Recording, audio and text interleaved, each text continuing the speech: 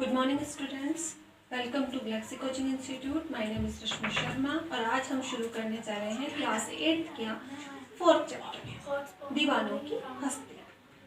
आप सब जानते हैं कि ये जो चैप्टर है आपकी बुक में राइटर का नाम नीचे लिखा हुआ है, भगवती चरण वर्मा ने लिखा है। ये एक कविता है और इसमें लेखक क्या कहते हैं, अपनी बात को कैसे समझाने की कोशिश कर रहे हैं, उसको हम यहाँ डिस्कस करेंगे। हम दीवानों की क्या हस्ती, हम दीवानों की क्या हस्ती है, आज यहाँ चले कल वहाँ चले। हम दीवानों की क्या हस्ती है, आज यहाँ चले कल वहाँ चले।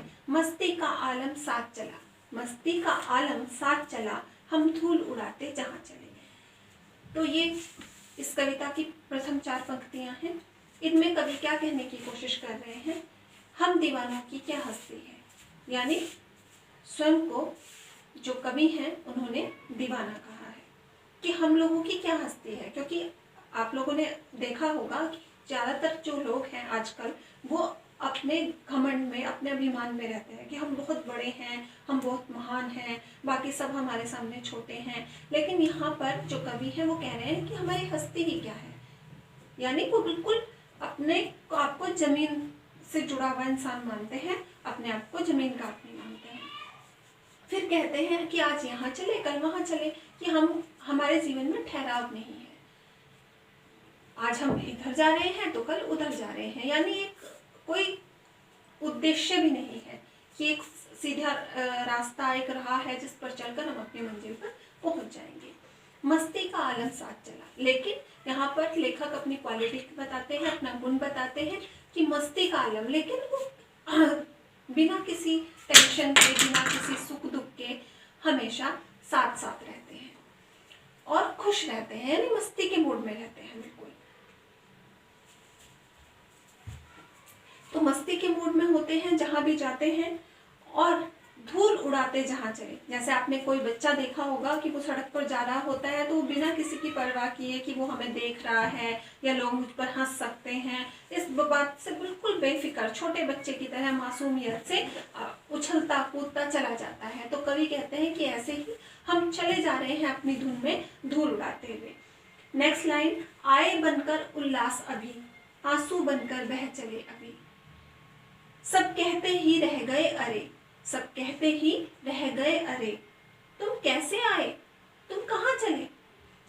तो वो कहते हैं कि कभी तो हम उल्लास खुशी का माहौल बन जाते हैं खुद ही स्वयं ही, और कभी हम आंसू बनकर बह जाते हैं।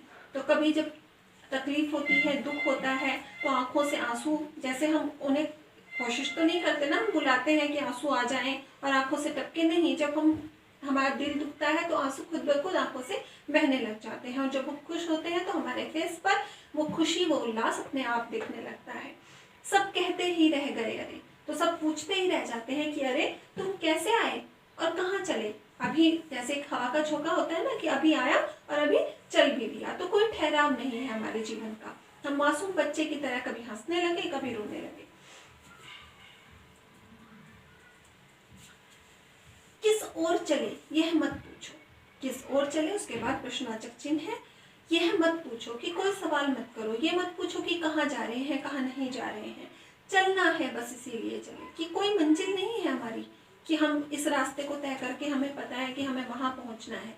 जैसे हम सुबह घर से निकलते हैं और सभी बच्चे, उनको स्कूल जाना है तो उनको पता है कि वो कहाँ जा रहे हैं, स्कूल जा रहे हैं। जब स्कूल से छुट्टी हो जाती है तो तब क्या होता है उद्देश्य, कि अब घर पहुंचना है, चेंज करना है, खाना खाना है। लेकिन यहाँ पर क्या है, यहाँ पर बस चलना एक नियम है, तो बस चले जा रहे हैं, कोई उद्देश्य नहीं, कोई पहुंचने की चिंता नहीं कि कहाँ पहुंचना है, कहाँ पर नहीं पहुंचना। जग से उसका कुछ लिए चले, जग को अपना कुछ दिए चले। तो जग से कुछ लिया हमने, और जब हम इस दुनिया में आए हैं तो किसी ना किसी से तो कुछ ना कुछ तो लिया ही होगा, तो कुछ ना कुछ तो जग से हमने लिया, कुछ ना कुछ सीखा और कुछ ना कुछ हमने दिया भी। ऐसा नहीं कि हमने सिर्फ लिया और हम चल दिए, कुछ ना कुछ हमने इस संसार को दिया भी है, इस दुनिया को दिया भी है। दो बात कही दो बात सुनी। अब जब हम किसी से बातें करते हैं तो कुछ बातें हम अपनी कहते हैं और कुछ बातें हम सामने वाले की सुनते हैं। तो बोलने वाले को वक्ता कहा जाता है और जो सुन रहा होता है उसको क्या कहते हैं, उसको श्रोता कहते हैं। तो अच्छा श्रोता और अच्छा वक्ता वही होता है जो अपनी अपनी ना बोलता रहे, अपनी भी कहे और दूसरे की बात को भी पूरा आदर दे, सम्मान दे, आराम से उसकी बात भी सुने। तो यहाँ पर कवि क्या कहते हैं कि दो बात कही दो बात सुनी, कुछ हंसे और फिर कुछ रोए। तो पहले कुछ बातें ऐसी भी होती हैं हमारे जीवन में, यहाँ पर हम कह सकते हैं कि जीवन क्या है, जीवन सुख दुख का हिस्सा है।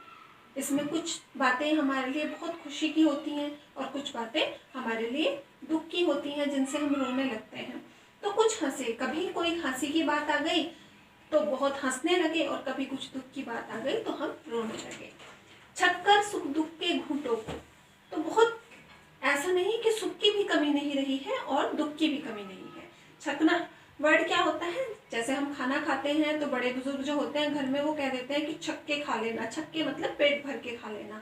तो यहाँ पर भी छकने का वर्ड ये है कि सुख भी बहुत मिला और दुख भी बहुत मिला। तो दोनों तरह के घूंटों को, जो सुख का घूंट था यानी जो मीठा घूंट था और जो दुख का घूंट था, जो कड़वा घूंट था, हम एक भाव से पिए चले। तो हमने उनमें कोई अंतर नहीं किया। ऐसा नहीं कि थोड़ा सा दुख आया तो हम पूरी तरह रोने लगे, परेशान हो गए, और बहुत खुशी हुई तो हम बहुत अभिमान के साथ, गर्व के साथ घूमने लगे, घमंड करने लगे। तो हमने दोनों चीजों को क्या किया, समान रूप से जिया, समान रूप से पिए चले। हम भिखमंगों की दुनिया में, हम भिखमंगों की दुनिया में स्वच्छंद लुटाकर प्यार चले।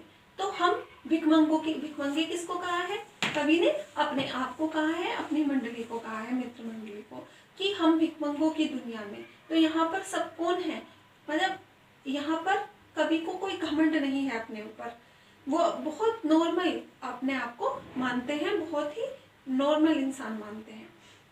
स्वच्छंद यानी बिना किसी बंधन के लुटाकर प्यार चले, कि उनके जीवन में जो भी आया, जो भी उनके संपर्क में आया, उसको उन्होंने भरपूर प्यार दिया। हम एक निशानी सी उर पर ले असफलता का भार चले। लेकिन यहाँ पर कवि दूसरी ही लाइन में क्या करते हैं, दुख भी प्रकट करते हैं कि यही शायद कारण है कि हम सबसे बहुत अच्छे से मिले, सबको प्यार दिया, तो एक असफलता भी रह गई। एक असफलता का एक प्रश्न चिन्ह भी हमारे ऊपर लग गया और उसको हमने एक भार की तरह अपने जीवन में धारण किए हुए हैं। अब अपना और पराया क्या, अब अपना और पराया क्या, आबाद रहे रुकने वाले। तो यहाँ पर कवि कहते हैं कि अब हमारे जाने का समय आ गया है। जाने का समय अर्थात जीवन का अंतिम क्षण आ गया है। अब क्या अपना और क्या पराया, अब तो सारी चीजें छूट जानी है। जो अपने बहुत अपने हैं वो भी छूट जाएंगे हमसे, और जो पराए हैं वो भी छूट जाएंगे। आबाद रहे रुकने वाले। तो फिर भी कवि क्या करता है, दुआ देता है कि जो इस दुनिया में रुकने वाले हैं अभी, जिनकी उम्र अभी बाकी है, जिनको अभी पूरा जीवन जीना है, तो ईश्वर उनको आबाद रखे, उनको खुश रखे। हम स्वयं बंधे थे और स्वयं, हम स्वयं का मीनिंग क्या है यहाँ पर, अपने आप, कि हम स्वयं ही बंधे थे इस बंधन में और स्वयं ही हम अपने बंधन तोड़ चले। तो खुद ही हमने क्या किया, हमने सारे बंधन तोड़ दिए। तो ना तो हमें कोई बांधने वाला था और ना कोई हमें रोकने वाला था, हम स्वयं ही अपने बंधन में बंधे हुए थे। और आज हमारा मन आया तो हमने खुद ही सारे बंधन तोड़ दिए। इसी के साथ ये पोएम खत्म होती है। भगवती चरण वर्मा इसके राइटर हैं। एक बार मैं फिर रिपीट कर देती हूँ, आपको इस पोएम को अच्छे से समझना है। अगर कहीं पर कोई ऐसा लगता है कि ये वर्ड समझ नहीं आया, इसका अर्थ समझ नहीं आया, तो आप वीडियो के नीचे कमेंट कर सकते हैं।